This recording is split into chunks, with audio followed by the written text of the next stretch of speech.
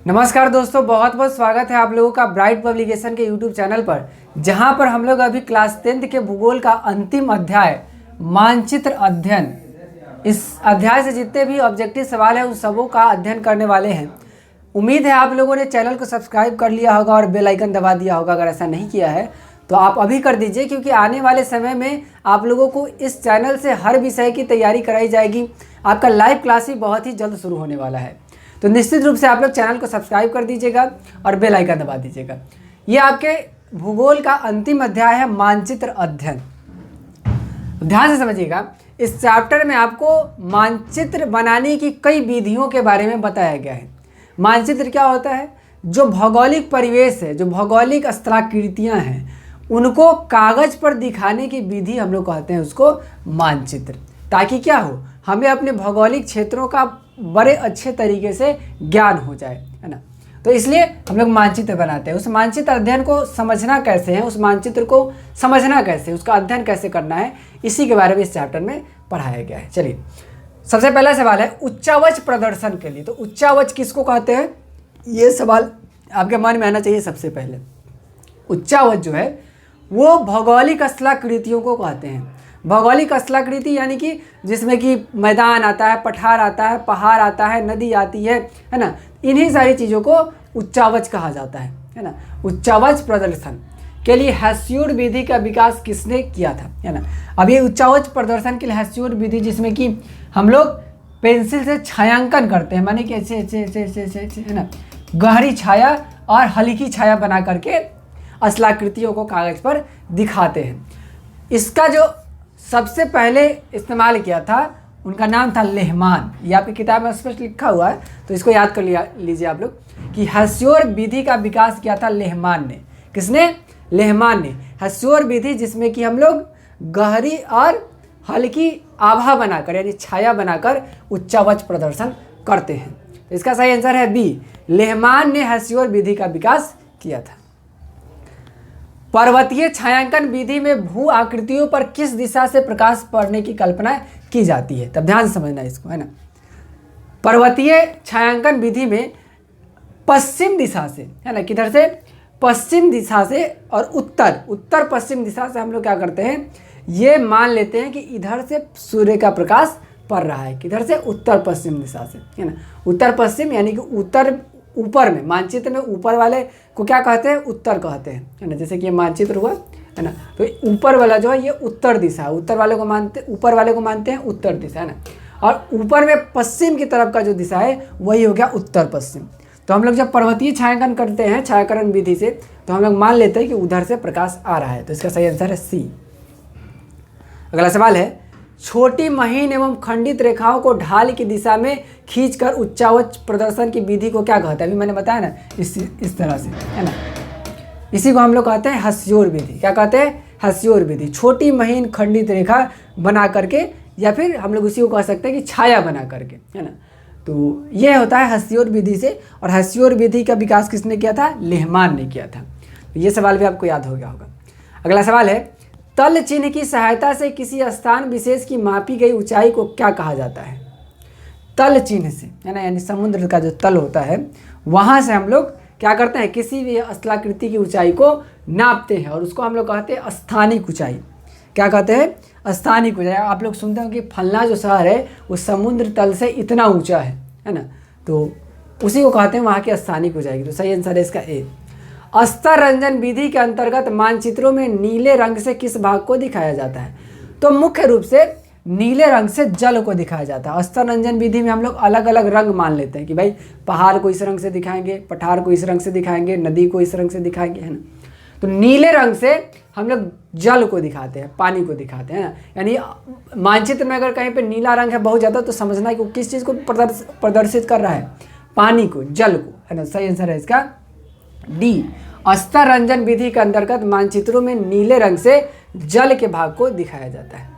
अगले सवाल की तरफ चलते हैं। जब समोच्च रेखाएं संकेंद्रीय वृत्ताकार हो जिनके बीच की वृत्तीय रेखा अधिक ऊंचाई प्रदर्शित करती हो, तो इससे किस प्रकार की भू आकृति का अनुमान लगाया जाता है? देखिए, समोच्च रेखाएं जब संकेंद्रीय वृत्त हो, है ना, यानी कि कुछ इस तरह से बने, है ना, और ये एक अलग तरीका ही होता है मानचित्र बनाने का, है ना, जिसमें कि हम लोग इस तरह से है ना बना करके देखते हैं। यानी कि समुद्र तल से ऊंचाई के हिसाब से हम लोग क्या करते हैं, उसकी आकृति को मानचित्र पर बना लेते हैं।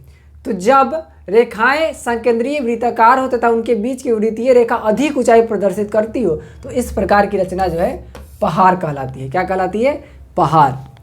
अगला सवाल है, यदि समोच्च रेखाएं एक दूसरे से बहुत अधिक दूरी पर खींची गई हो तथा तो इनसे किस प्रकार की भू आकृति का प्रदर्शन होता है? तो देखो, जब बहुत ज़्यादा ऊंचा चला जाए तो पहाड़ है, जब एक दूसरे से बहुत ज़्यादा दूर चला जाए तो धीमी ढाल है। क्या है? धीमी ढाल है। ढाल मतलब कि इस तरह का, है ना, और वो क्या है? धीमा है, यानी कि धीमी ढाल का मतलब कि इस तरह का, है ना, और धीमा ढाल माने कि धीरे धीरे नीचे आ रहा है। कैसे?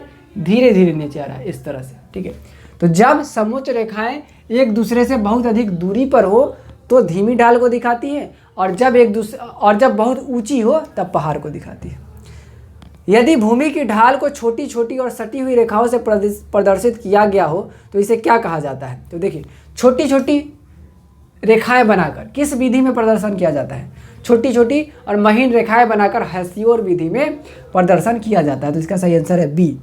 हेसियोर विधि में ही छोटी छोटी महीन रेखाएं हम लोग बनाते हैं। यदि समोच्च रेखाओं द्वारा किसी नदी को प्रदर्शित करने में दो या दो से अधिक रेखाएं एक ही बिंदु पर मिलती दिखाई गई हो तो उस स्थान पर किस प्रकार की भू आकृति का अनुमान लगाया जा सकता है? तो देखो, जब समोच्च रेखाएं किसी नदी को प्रदर्शित किया जा रहा हो समोच्च रेखाओं से, और दो या दो से अधिक रेखाएं एक ही बिंदु पर आके मिले, यानी कि एक से अधिक नदियां जो है एक ही जगह पर मिल रही है, तो उसी को कहा जाता है जलप्रपात। क्या कहा जाता है? जलप्रपात। तो इसका सही आंसर है सी। अगला सवाल है, हेसियोर विधि में उच्चावच निरूपण से संबंधित कौन नहीं है? छोटी रेखाएं, महीन रेखाएं, खंडित रेखाएं और मोटी रेखाएं। तो देखो, छोटी रेखाएं भी हम लोग खींचते हैं, छोटी यानी छोटा छोटा ऐसे, महीन यानी कि पतला पतला, खंडित यानी कि टूटा टूटा, इस तरह से, है ना। मोटी रेखाओं का इस्तेमाल हम लोग नहीं करते। तो सही आंसर यही है, क्योंकि सवाल कह रहा है कि कौन संबंधित नहीं है, तो ये तीनों हेसियोर विधि से संबंधित है, सिर्फ वो वाला नहीं है। तो सही आंसर है हमारा बी।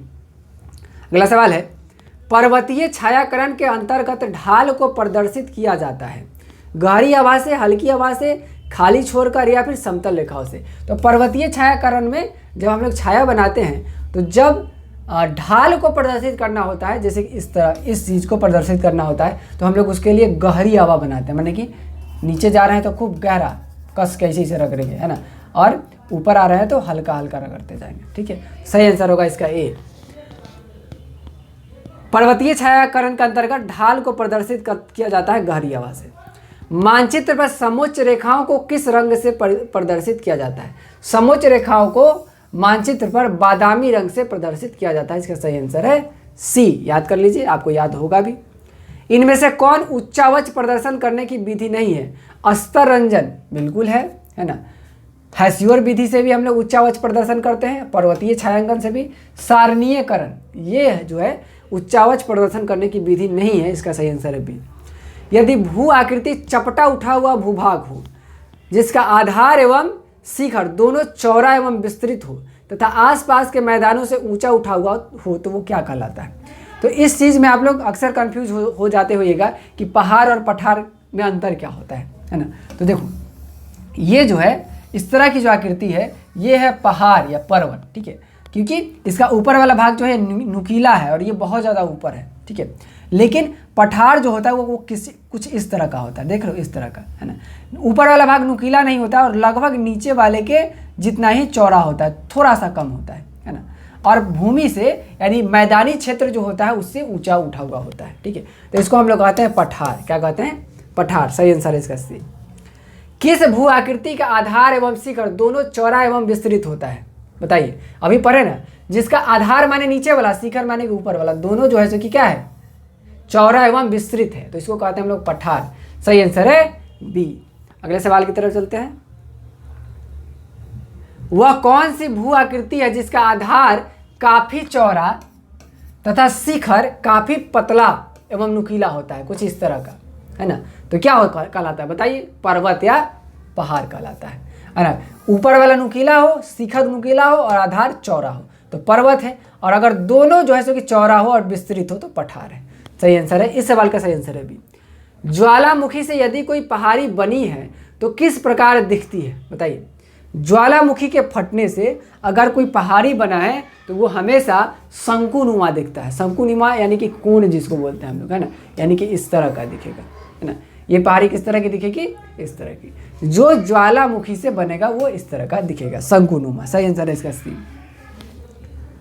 भू आकृतियां त्रिआयामी होती है क्योंकि इनमें होती है त्रिआयामी यानी कि 3 डायमेंशनल, है ना। 3 डायमेंशनल का मतलब है कि जिसमें 3 डायमेंशन हो, यानी 3 को आयाम हो, है ना। उस 3 आयाम में क्या क्या आता है, लंबाई, चौड़ाई और ऊंचाई, है ना। तो त्रिआयामी आकृति में ये तीनों होता है, लंबाई, चौड़ाई और ऊंचाई। तो इसका सही आंसर है डी, इनमें से सभी।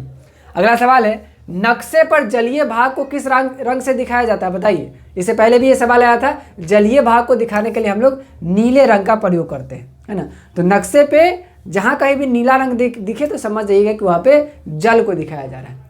भी आकार की समोच्च रेखाएं किस स्थलाकृति को प्रदर्शित करने के लिए खींची जाती है, बाहुकूट के लिए। सही आंसर है इसका बी। अगला सवाल है, प्राकृतिक मानचित्र में मरुभूमि यानी रेगिस्तान को किस रंग से प्रदर्शित किया जाता है, लाल से, पीला से, नीला से या हरा से। तो बालू जो होता है वो पीले कलर का दिखता है दूर से देखने पर, है ना। तो इसलिए मानचित्र जब हम लोग बनाते हैं तो उसमें रेगिस्तान को यानी मरुभूमि को, मरुस्थल को पीले रंग से, येलो कलर से दिखाते हैं। सही आंसर है इसका बी। अगला सवाल है, किस स्थलाकृति को प्रदर्शित करने के लिए कंटूर रेखाओं द्वारा गोल या चौकोर आकृति बनाई जाती है तथा उनके बीच में दूर तक खाली जगह छोड़ दी जाती है ना। तो देखिए, कंटूर रेखाओं द्वारा गोल या चौकोर आकृति, है ना, या कि ऐसे, है ना, या फिर हम लोग क्या करते हैं, छोटी छोटी आकृति बना लेते हैं, तो इस तरह का बना लेंगे, है ना, या फिर चौकोर में इस तरह का बना लेंगे, है ना। तो इस तरह का बना करके हम लोग एक निशान बना लेते हैं कि इस तरह का आकृति जहाँ जहाँ भी दिखेगा समझ जाइए कि वहाँ पे पठार है, वहाँ उन सारे जगहों पर पठार है, ठीक है। तो ये हम लोग बनाते हैं पठार के लिए, किसके लिए, पठार के लिए। सही आंसर है इसका भी। भारत के सादे मानचित्र में दक्षिणी पठार को प्रदर्शित करना हो तो किस रंग से उसकी पुताई करना आवश्यक है ना। दक्षिण के क्षेत्र में जो पठार पाया जाता है, दक्षिणी पठार, उसको अगर दिखाना हो तो सबसे उपयुक्त रंग क्या होगा, पठार को हम लोग भूरे रंग से दिखाएंगे। किस रंग से, भूरे रंग से। नीले रंग से हम लोग किसको दिखाते हैं, जल को। हरे रंग से मैदानी क्षेत्र को, है ना। तो पठार को दिखाने के लिए सबसे उपयुक्त रंग है भूरा रंग। पर्वतीय देशों के उच्चावच को प्रभावशाली ढंग से किस विधि द्वारा दिखाया जा सकता है। तो पर्वतीय क्षेत्र का अगर कोई उच्चावच है यानी कि स्थलाकृति है तो उसको पर्वतीय छायाकरण विधि से अच्छे से दिखाया जा सकता है, क्योंकि वहाँ पे जो भी स्थलाकृति होगा वो ढलान पर होगा, क्योंकि पर्वतीय क्षेत्र है ना। तो उसको हम लोग पर्वतीय छायाकरण विधि से गहरी और हल्की आभा बनाकर अच्छे से दिखा सकते हैं।